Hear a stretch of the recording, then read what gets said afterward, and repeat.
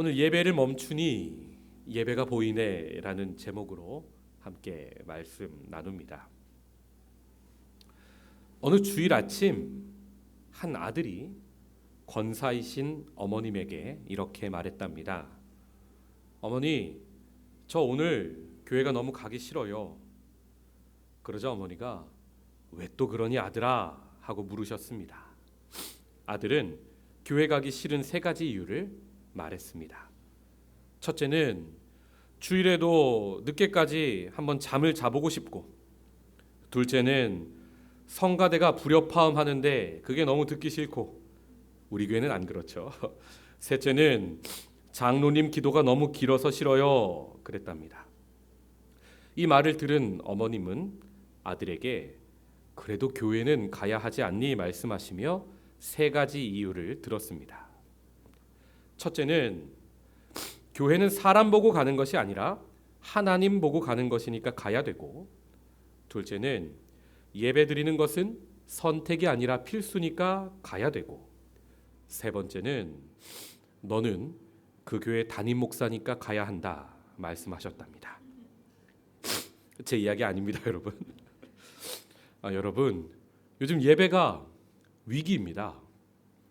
한국 교회에서는 모여 드리는 주일 예배가 대부분 멈추었습니다. 이제 한국은 예배에 가고 싶어도 가기 어려운 때입니다. 한국뿐 아니라 싱가포르, 또 전 세계에서 모여 드리는 예배에 위기가 조금씩 찾아오고 있습니다. 우리 모두는 그 위기의 원인을 교회 바깥 환경적인 것에서 찾는데 바로 코로나 바이러스 때문이라 생각합니다. 죄송합니다. 제가 비염이 와서 코가 너무 간지러워서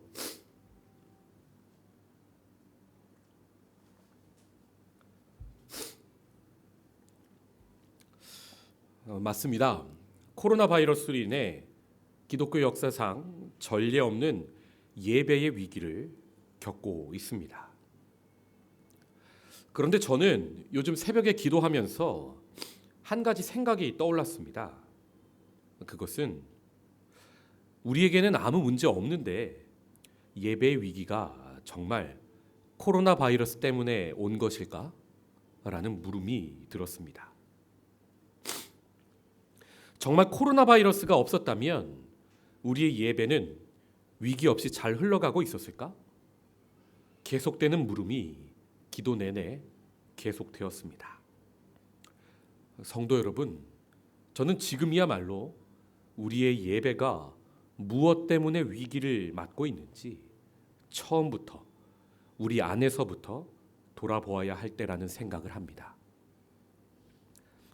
그래서 우리가 오늘 예배의 위기에 대해 이야기하기 전에 먼저 예배는 무엇인지 깊게 살펴보기 원합니다.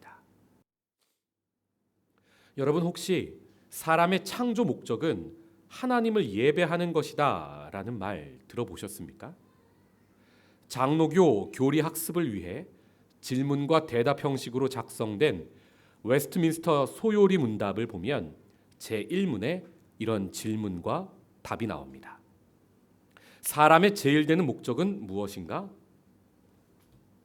네, 한번 같이 읽겠습니다. 시작.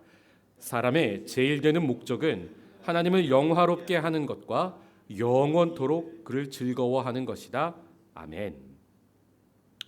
여기서 우리가 잘 아는 사람의 창조 목적이 예배다라는 말이 나온 겁니다. 기독교는 이처럼 예배를 삶의 최우선 순위에 두고 그것을 교리로 선포했습니다. 역사적으로 보면 이 중요한 예배 전통에는요, 크게 두 가지 흐름이 있었습니다.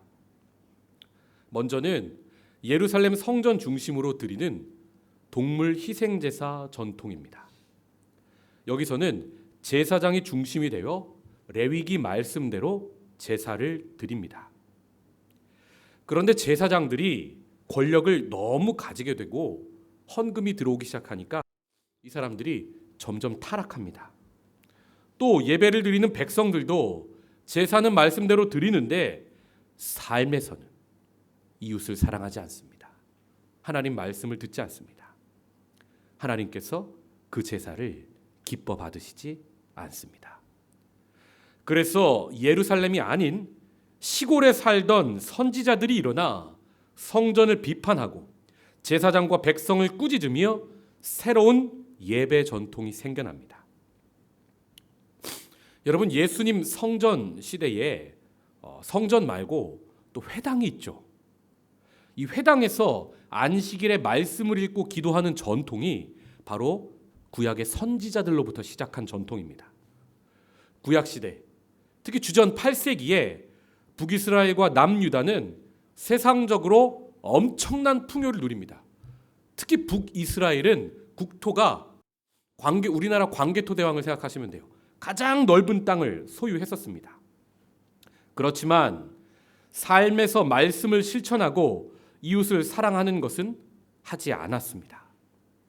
바로 이때 아모스, 호세아, 이사야, 미가 같은 선지자들이 예루살렘 예배에 대한 비판을 시작하는데 그 비판의 내용이 실로 대단했습니다.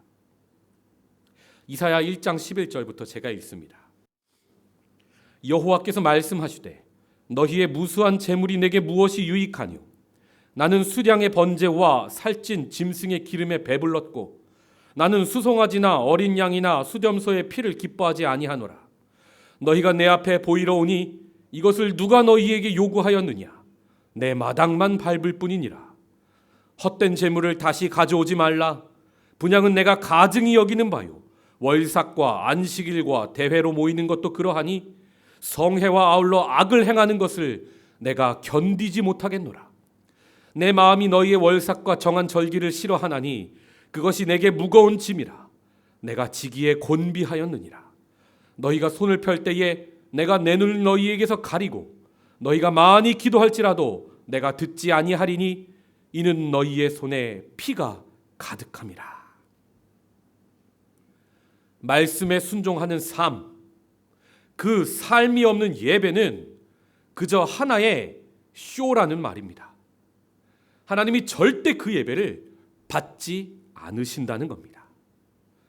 저는 이러한 선지자적 전통의 예배를 삶의 예배라 부릅니다. 이처럼 제사장들은 동물 희생 제사를 중시했고 선지자들은 삶의 예배를 중시했습니다. 여러분은 어느 전통이 더 중요하다고 생각하십니까? 여러분, 이 질문은 아이에게 엄마가 좋으냐 아빠가 좋으냐 하는 질문처럼 어리석은 것입니다. 결론은 둘 다 중요합니다. 엄마 아빠가 둘이 아니요 한 몸 하나인 것처럼 제사 예배와 삶의 예배도 사실 처음에는 하나였는데 이것이 인간의 죄로 인해 분리된 것을 우리는 창세기에서 볼 수 있습니다. 제가 조금 전에 웨스트민스터 소요리 문답을 인용하며 사람의 창조 목적이 예배다라 말씀드렸는데요. 정말 흥미로운 사실은 성경 창세기에 나오는 창조 기사 그 어디에서도 우리를 예배하기 위하여 지으셨다는 본문이 나오지 않는다는 사실입니다. 구약에서 예배하다라고 번역되는 히브리어는 아바드인데 이 말이 제일 처음 쓰이는 본문이 우리의 고정관념에서 많이 벗어나 있습니다. 바로 오늘의 본문 창세기 2장 15절의 말씀. 같이 읽어볼까요? 여호와 하나님이 그 사람을 이끌어 에덴 동산에 두어 그것을 경작하며 지키게 하시고. 아멘.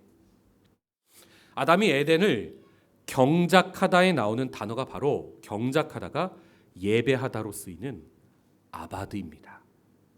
이 말은 무슨 말일까요? 사람이 타락하기 이전에는 말씀에 순종하여 땀 흘리는 노동이 곧 예배였다는 말입니다. 창세기 1장과 2장에서는 하나님께서 만드신 사람이 하나님을 예배하거나 경배한다는 것을 찾아볼 수가 없습니다.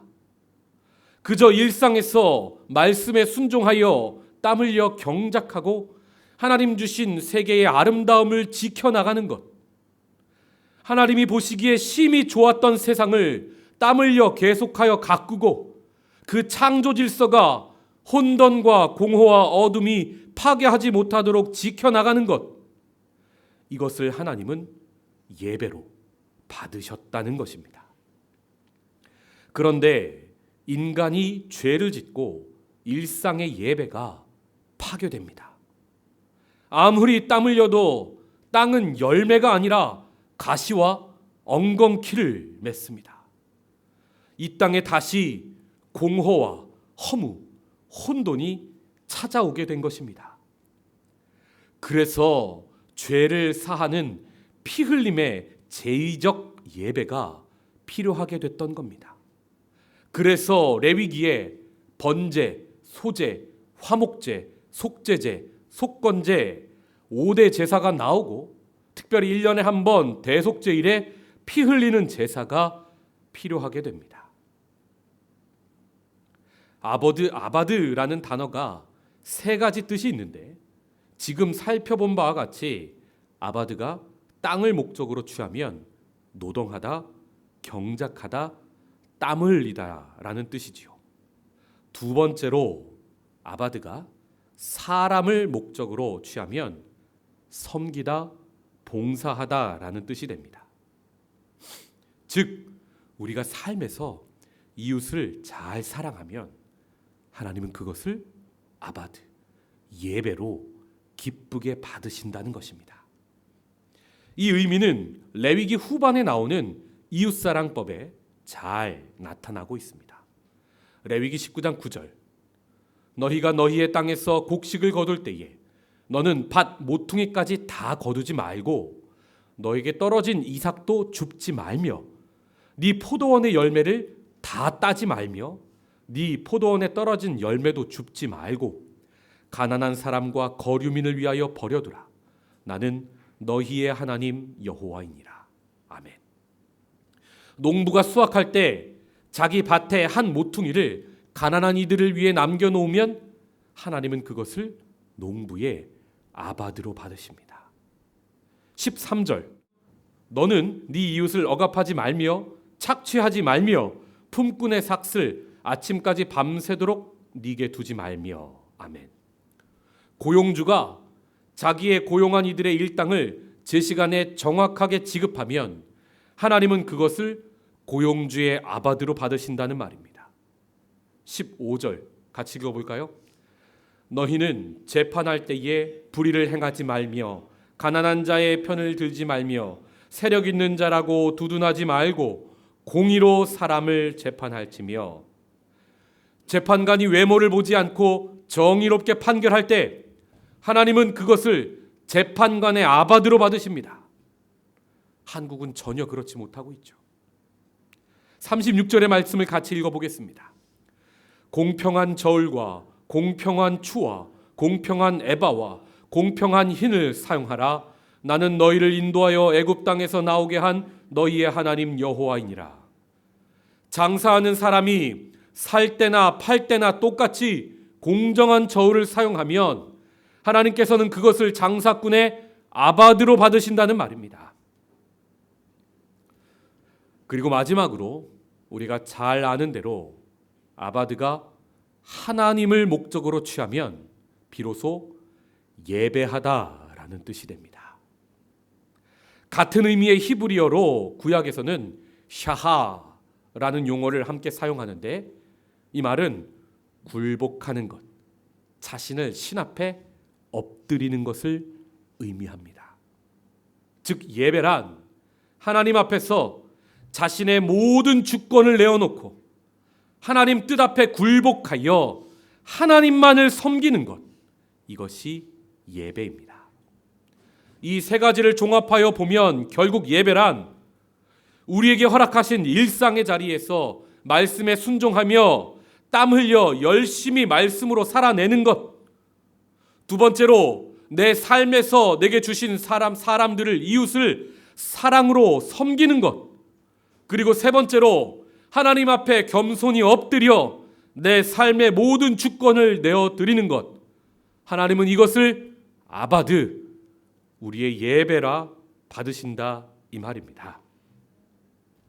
성도 여러분, 이렇게 예배의 의미에 대해 다시 한번 생각해 보고 나니 우리 예배는 사실 언제나 위기였다는 것을 깨닫습니다.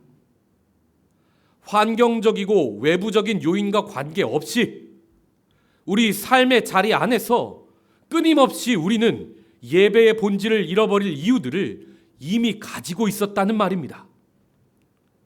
나는 삶의 자리에서 허락하신 일상을 얼마나 말씀에 순종하며 땀 흘리고 성실히 살고 있는가? 나는 내 이웃을 얼마나 내 몸과 같이 사랑하고 있는가? 나는 하나님 앞에 겸손히 엎드려 내 삶의 모든 주권을 내어드리고 있는가? 그리고 나는 그런 예배를 얼마나 사모하고 기대하는 마음으로 드려왔던가? 이런 물음이 저의 마음을 설교하는 지금도 계속 두드립니다. 역사를 살펴보면 그리스도인은 늘 예배를 삶의 최우선에 두고 그것을 멈추지 않았습니다. 창세기의 아벨은 믿음으로 가인보다 나은 예배를 드렸고 그로 인해 가인에게 죽임을 당해 순교합니다. 바벨론 시대 다니엘은 왕이 예배 금지 명령을 내렸음에도 굳이 창문을 열고 성전을 향해 예배하다 사자굴에 갇히기도 했습니다. 로마 시대에도 박해는 많았습니다. 기원 후 64년경 네로 황제부터 기원 후 313년 콘스탄티누스 황제에 의해 기독교가 자유를 얻기 전까지 약 250년 동안 큰 박해들이 있어 왔습니다. 특히 303년 디오크레시아누스 황제 때에는 소아시아와 이집트에서 가장 큰 박해가 일어났습니다. 이에 관해 역사가 에우세비우스는 이렇게 말합니다. 띄워주십시오. 단 하루에 100명 이상의 성도들이 참수당하고 처형자들이 지쳐 있었으며 처형자들이 사람들을 죽이다가 지쳤다는 말입니다. 도끼의 칼날이 무뎌질 정도였다. 일반적으로 로마 시대에 그리스도인 순교자 수를 10만 명 정도로 보고 있는데요. 이들이 순교할 때의 모습이 사람들을, 핍박자들을 매우 숙연하게 만든 것을 기록에서 많이 찾아봅니다.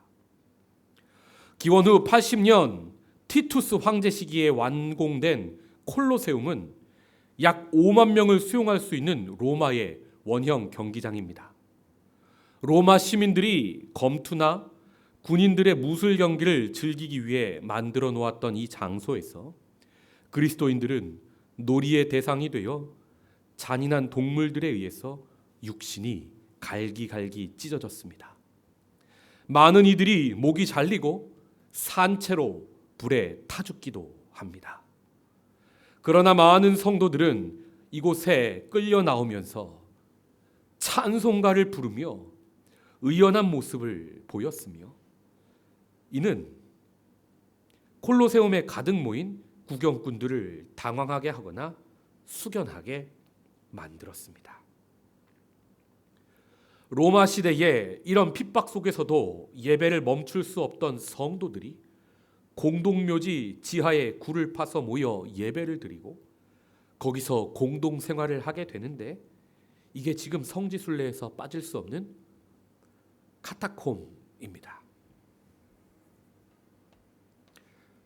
우리나라 역사를 보아도 핍박 속에서 멈추지 않았던 예배의 흔적을 찾을 수 있습니다. 일제강점기에 신사참배를 거부하고 하나님만 예배하던 많은 성도들이 감옥에 갇혀 고문을 당하고 순교했습니다. 바로 이때 주기철 목사님께서도 순교하셨죠. 또 감옥에 갇혔다 나와 해방을 맞은 성도들이 신사참배한 성도들을 떠나서 따로 교단을 만든 것이 바로 장로교 고신입니다. 매우 아름다운 고집을 가진 신앙인들이지요. 한국 전쟁 때도 예배는 계속되는데요. 영암 구림교회에서 있던 일입니다. 1950년 10월 5일에 북한군 빨치산이 예배당을 불태우고 교인 28명을 찾아내어 인근의 초가집으로 몰아넣습니다. 북한군은 주막 주변에 나뭇가지를 둘러싸은 후 불을 질렀는데 얼마 지나지 않아 그 속에서 불에 타 죽어가던 성도들이 갑자기 찬송을 부르기 시작했습니다. 내 주를 가까이 하게 함은 십자가 짐 같은 고생이나 함께 불러볼까요? 꿈에도 소원은 늘 찬송하면서 주께 더 나가기 원합니다. 아멘. 이 찬송을 부르며 김정림, 노형식, 장성래 집사를 비롯한 성도들이 불 속에서 찬양하며 순교했습니다. 전남 영광에 있는 야월교회에서는 공산당이 교인 65명을 모조리 죽였는데 유영섭 집사라는 분이 죽기 전에 마지막 소원이라며 두 가지를 청합니다. 총을 든 살인자를 향해 선생님도 예수 믿으세요. 그리고 찬송 하나 부르고 죽겠습니다. 라고 합니다. 그때 부른 찬송가가 바로 하늘 가는 밝은 길이였답니다. 유영섭 집사는 칼에 찔려 죽고 시신은 바다에 버려졌습니다. 이렇게 우리 신앙의 선배들에게는 예배는 삶이었고 최우선순위였습니다. 그저 모여드리는 예배와 건물을, 교회를 지키려는 순교가 아니었습니다. 우리는 그간 모이는 예배와 건물의 교회를 지키기 위해 그토록 애를 써왔건만 그것은 바이러스의 공격에 아무것도 아닌 것이 되어버립니다. 신앙의 선배들이 목숨 걸고 예배를 지켜내려고 했던 것은 하나님의 은혜가 너무나 컸기 때문이고 삶의 자리에서 하나님을 섬기는 것이 가장 소중했기 때문이고 그렇게 하나님을 섬기는 것이 일상이고 사명이었기 때문이며 믿음 안에서 함께 살고 죽는 이웃들이 있었기 때문에 그들이 죽음 앞에서도 예배를, 신앙을 포기하지 않을 수 있던 것입니다.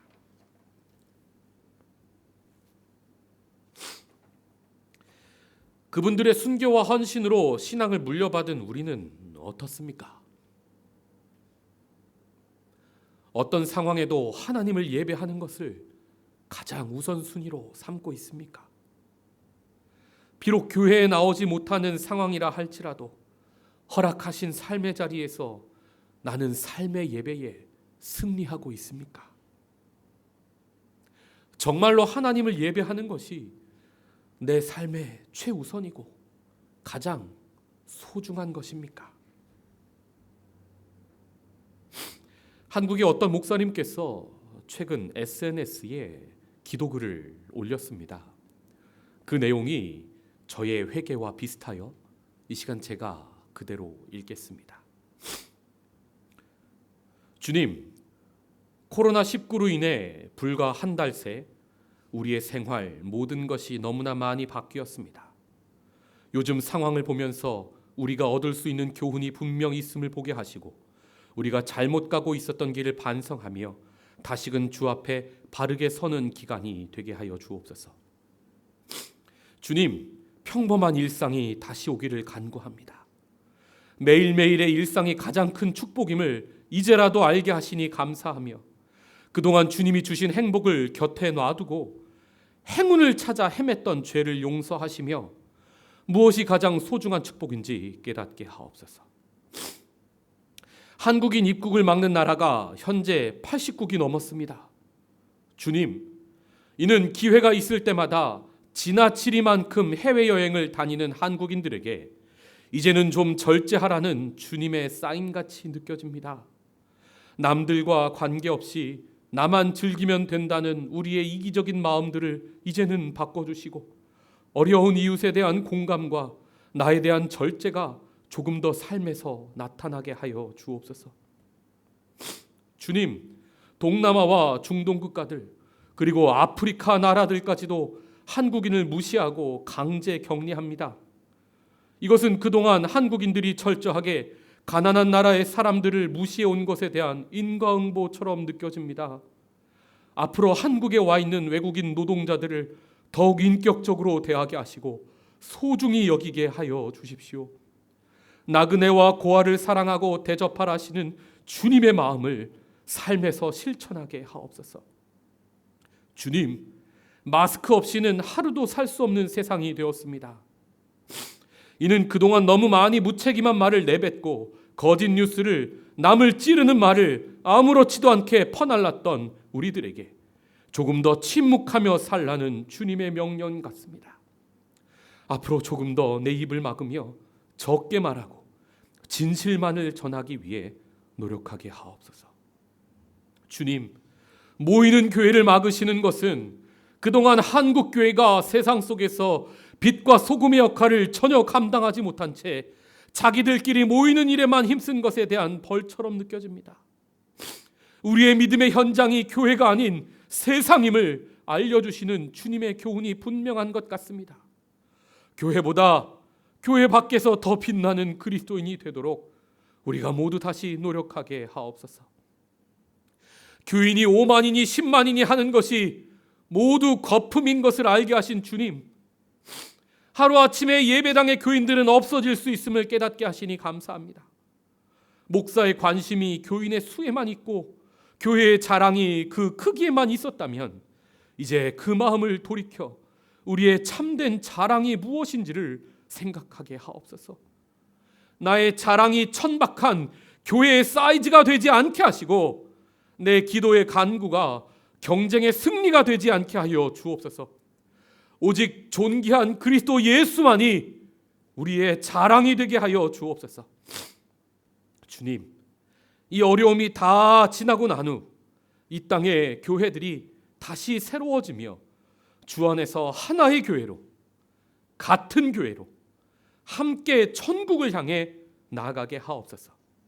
주님이 가르쳐 주신 기도와 같이 거룩한 공교회가 되게 하여 주옵소서. 이렇게 텅 빈 예배당에서 하나님께 예배하며 그동안의 나의 잘못을 참회합니다. 주님, 교인들과 함께 마주하며 예배할 수 있는 날이 속히 오도록 주님, 우리에게 긍휼을 베풀어 주옵소서. 언제나 우리를 위로해 주시며 새롭게 하시는 예수님의 이름으로 기도드립니다. 아멘. 우리는 지금껏 얼마나 예배를 사모했습니까? 마음껏 모여 예배드리지 못하는 지금의 상황으로 내 영혼은 얼마나 갈급하고 안타까워하고 있습니까? 아무런 두려움과 걱정 없이 모여 예배드리고 순모임할 수 있었던 시간이 얼마나 감사이고 큰 은혜였는지 깨닫고 계십니까?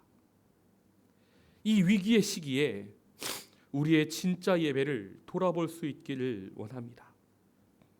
예배가 내 삶에서 다른 무엇보다 우선순위에 있었는지, 하나님을 의지한다고 하면서 나는 그동안 정말 예배에 나의 삶을 걸었는지 돌아보기 원합니다. 모이지는 못하지만 내 삶의 자리에서 말씀을 더 지키기 위해 애쓰고 한마디라도 더 간절히 기도하며 내가 하나님과 멀어지지 않기를 위해 몸부림칠 수 있기를 원합니다. 더 나아가 우리 삶의 예배가 하나님 말씀에 순종하고 있는지 돌아봅니다. 나는 부르신 삶의 자리를 사명으로 여기고 땀 흘리며 살고 있는가? 나의 일상은 과연 하나님 사랑, 이웃 사랑을 실천하고 있는가? 그 어느 때보다 예배의 위기를 맞으며 애타는 마음으로 함께 돌아봅시다.